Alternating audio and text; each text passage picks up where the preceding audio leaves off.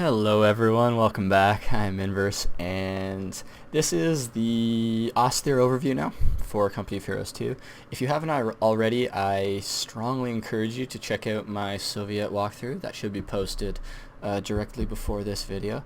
It gives a bit of an overview as to what I plan on doing with my Company of Heroes 2 casts over the next coming weeks. And also, of course, outlines the Soviet faction, as well as some more general Company of Heroes 2 kind of mechanics that are perhaps unique or different from vanilla Company of Heroes.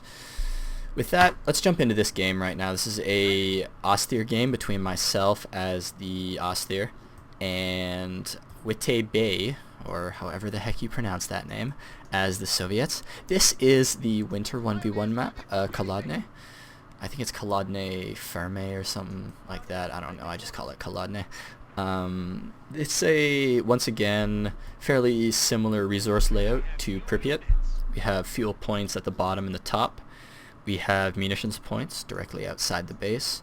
And then, in this case, we have 3 clustered victory points on the top portion of the map, with scattered strategic points around the rest of the map. Of course, as you know from my previous video and from probably playing or talking to people who have played the beta, strategic points give resources, as do resource points. That's something I discussed in more detail in the previous episode, so if you would like to go check that out, definitely do that.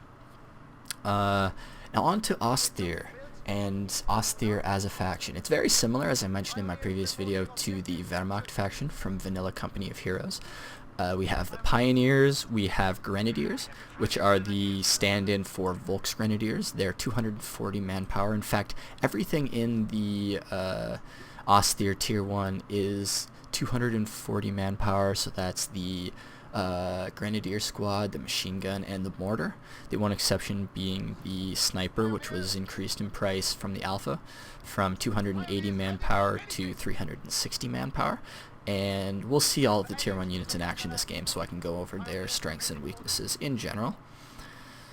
I like right now rushing fuel point caps in the early game, and this is something I'll talk about more in my strategic videos, but it ends up working out nicely in terms of cap timing and stuff like that.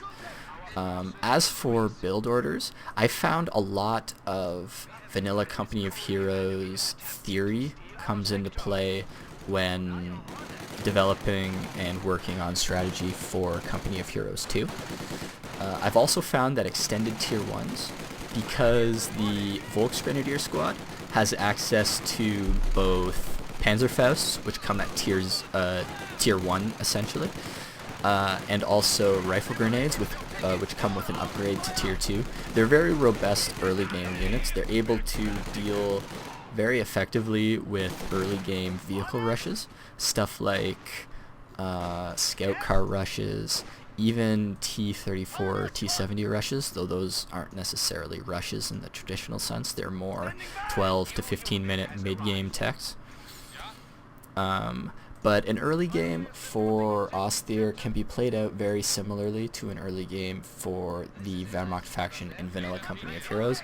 It's usually a good idea to get 1 or 2 Grenadier squads, to get a couple MGs, even to get a mortar in some situations.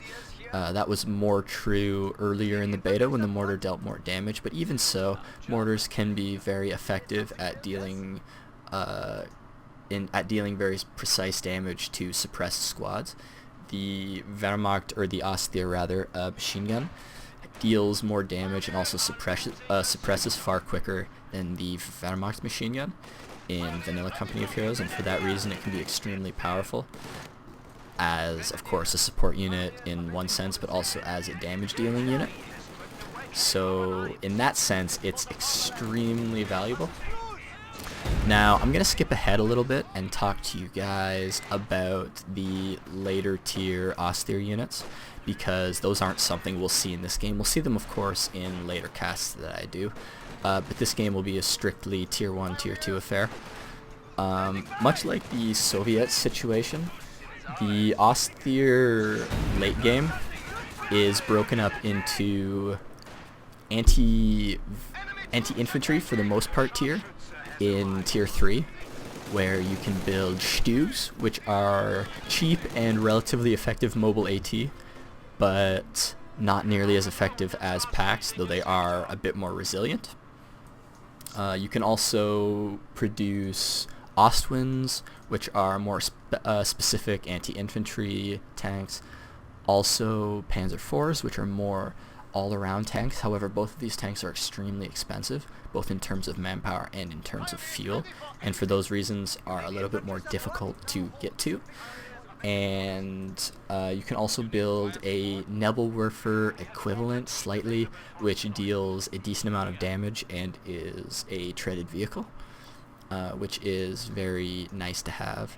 And then the Ostheer tier 4 is more an anti-tank tier, which has stuff like Panthers and is something that you rarely see in 1v1s, or at least see a lot more rarely relative to tier 3 in 1v1s, simply because of its sheer cost and the time it takes to make it to a tier such as that.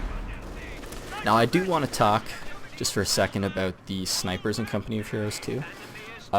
They're of course, as you probably already know, far different from the snipers in vanilla Company of Heroes. There's no camouflage per se in the traditional sense. There's no directly controllable camouflage in the sense that the snipers in Company of Heroes 1, in vanilla Company of Heroes, were able to cloak anywhere at any time, provided they had their cloaking off of cooldown, let's say. In Company of Heroes 2, where's my sniper? There he is. Camouflage is actually related to cover. When a unit is in cover, or when a sniper is in cover, he gains the ability to camouflage, he gains the cloaked ability, and for a certain amount of time outside of cover, he also has this camouflage ability. This allows a sniper to bounce between different types of cover and remain camouflaged and safe from dealing damage. Another big difference, another big difference is the delay in shooting from snipers. And what I mean by this is, in vanilla Company of Heroes, when you selected a unit to attack with your sniper, the moment your sniper saw that unit, he would lie down and then instantly shoot. There's a slight delay in Company of Heroes 2. It takes a little bit longer for a sniper, once he's acquired his target, to actually take the shot, which means you need a bit better support for your snipers. You need a bit better timing for your snipers, because you need a bit more distance to be able to actually move around with your snipers. And it's a different dynamic. Of course, another thing to consider is the squad size of Soviet infantry and Soviet weapons teams, because all Soviet weapons teams are 6-man squads, as opposed to the 3-man squads of the American weapons teams in vanilla Company of Heroes, which makes the Ostheer sniper a little excuse me, my goodness. It makes the Ostheer sniper slightly less effective in terms of its utility in the late game. It can still be useful in the early game as a harassing unit and as a unit that's just good because it annoys your opponent and stuff like that, and it forces a reaction. Things like that definitely make that unit a viable one in some situations. However, in a lot of other situations, it's something that you perhaps want to think twice about when trying to port over some vanilla Company of Heroes builds, something like Volkswagen Sniper MG or any sort of early sniper play, which can be a little bit difficult to get done in Company of Heroes 2. Another thing I didn't mention was the Veterancy system in Company of Heroes 2, which is, of course, has received an overhaul. You gain Veterancy both from taking damage and receiving damage. Both sides have the same Veterancy system. For most units, Vet 1 unlocks a special ability. In the case of the Grenadier, it's the Marked Target ability, which is much like the Marked Target ability from Vanilla that I believe the Schwimmwagen had, the Panzer Elite Schwimmwagen, where you spend a bit of munitions, you target a squad, and that squad takes a little bit of extra damage for a certain period of time. Once again, all of this more specific strategic tactical stuff is stuff I'll talk about in my faction-specific strategy videos. So don't worry, information like that is coming. Vet 2, generally speaking for infantry, increases armor, increases survivability, and then Vet 3 increases accuracy in the case of the Grenadiers, and I believe, if we can find a conscript, Vet 3 increases durability. So it increases health in that sense. Vet 2 for the conscript, increasing accuracy and slightly increasing durability. We see a scout car now. This is one of the tier 2 units. It's extremely effective at countering light vehicles, which these scout cars definitely fall under. It's fairly weak in terms of its health, which makes it very similar to the Panzer Elite armored car, which it looks extremely similar to. This upgrade is a 70 munitions upgrade. Excuse me. Oh, I really need more water when I'm casting these games. But anyways, it is a 70 munitions upgrade that increases damage and I believe rate of fire. Does it say that? It increases effectiveness generically of the scout car's weapon. It's an extremely useful upgrade to get for a scout car. Panzer Grenadiers also have the ability to upgrade with Panzer Shreks. You can have dual Panzer Shreks. These are of course 75 munitions, much like in Vanilla Company of Heroes. You can also upgrade them with some doctrine-specific weapons, which is something I'll be talking about a bit later. They're fairly effective at close range with their MP44s.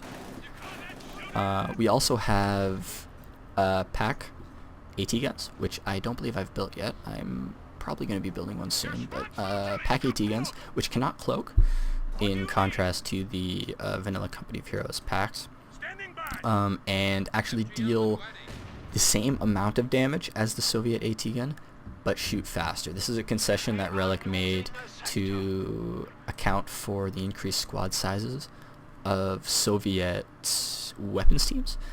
Is all Ostheer weapons teams have similar damages, but increased rates of fire to increase their effectiveness while not increasing their single shot effectiveness, which is a problem for something like an AT gun, where the single shot effectiveness of a pack can have a big influence on the outcome of a game, whereas the single shot effectiveness of an MG, say, is far less noticeable. Another thing to point out is the way in which healing has changed for for the Ostheer faction.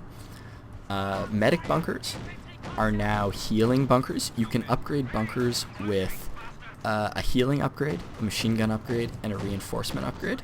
The healing upgrade gives you 3 medics in your base that can individually heal individual infantry squads up to full health. It takes a little bit more time than the traditional triage center from the American faction. Same, of course, with the Soviet healing upgrade. But in the Ostheer sense, it costs 60 munitions on top of the 150 manpower that the bunker itself costs. So in that sense, it's relatively cheap. Munitions is fairly easy to come by. And is that all of the tier 2 units? There was another tier 2 unit. Of course, the half track, but we saw the half track in the previous game, which if you haven't watched, I definitely suggest you do. But that concludes the overviews of both of the factions right now. In the coming days, I will be posting a number of strategic videos, a number of build order walkthroughs, and also a number of first-person video casts with myself playing and then commentating on top of that. So check back at this space. There'll be a new video, at least probably 2 every single day for the next 2 weeks or so. So check that out, and I hope you guys enjoyed watching. I'll see you guys next time.